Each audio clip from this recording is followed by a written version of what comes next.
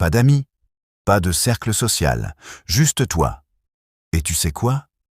Tu n'es pas bizarre, tu n'es pas cassé. La psychologie a des explications précises, et certaines vont te surprendre. Reste donc jusqu'à là pour les découvrir. On va parler aujourd'hui d'un sujet assez tabou. Les gens qui n'ont pas d'amis. Pas par malchance, pas par timidité, mais pour des raisons psychologiques profondes que personne n'explique vraiment. Je vais te présenter 4 profils psychologiques. Tu vas sûrement te reconnaître dans au moins un. Et à la fin, tu vas comprendre si ta solitude est un choix ou une prison.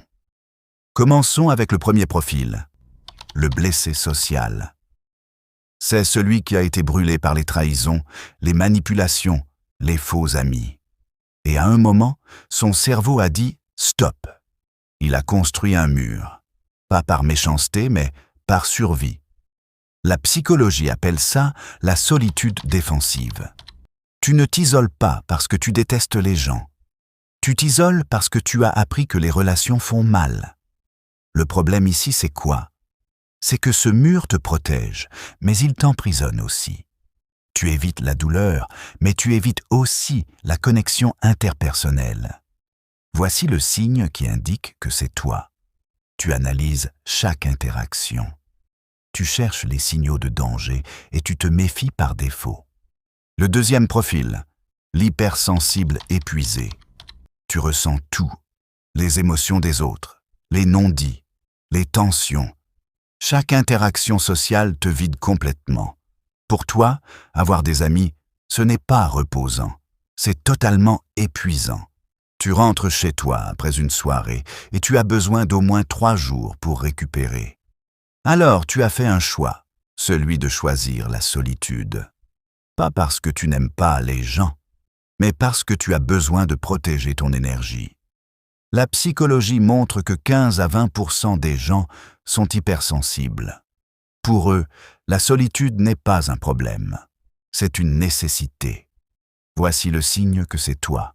Tu préfères 1000 fois être seul que dans un groupe de personnes superficielles. Profil numéro 3. L'autosuffisant intellectuel. On parle ici de celui qui n'a pas besoin des autres.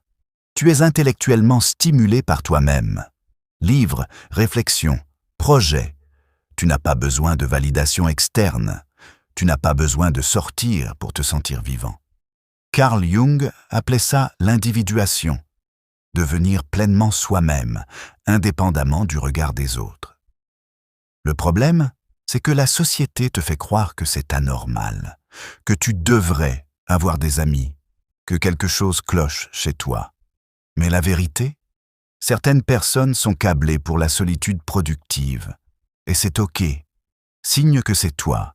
Tu es plus heureux seul avec un projet qu'entouré de gens qui parlent de tout et de rien. Profil numéro 4. Le prisonnier de l'anxiété. C'est celui qui veut des amis mais ne peut pas. À cause de l'anxiété sociale, de la peur du jugement. Alors, chaque interaction est un combat interne. Tu veux te connecter, tu as besoin d'établir des liens avec les autres, mais ton cerveau te sabote. C'est le profil le plus douloureux, parce que ce n'est pas un choix. C'est une prison mentale. La différence cruciale entre ces profils est que les 3 premiers profils ont choisi la solitude. Mais toi, elle t'est imposée. Si c'est ton cas, écoute bien. Ce n'est pas une fatalité. L'anxiété sociale se travaille. En suivant une thérapie, une exposition progressive à un échantillon d'individus et au travail sur l'estime de soi. Signe que c'est toi. Tu souffres de ta solitude. Tu veux changer, mais tu ne sais pas comment. Alors voilà la vraie question. Ta solitude est-elle un choix ou une prison? Si c'est un choix conscient, si tu es le blessé qui se protège, l'hypersensible qui préserve son énergie, ou l'autosuffisant qui n'a pas besoin de validation, alors assume-le. Arrête de te sentir coupable.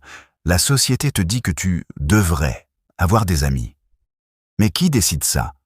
Par contre, si c'est une prison, si tu souffres de ta solitude, si tu veux te connecter mais tu ne peux pas, alors il est temps d'agir. Commence petit. Une conversation, un groupe en ligne, une thérapie. Mais commence. La solitude choisie, c'est de la liberté. La solitude subie, c'est de la souffrance.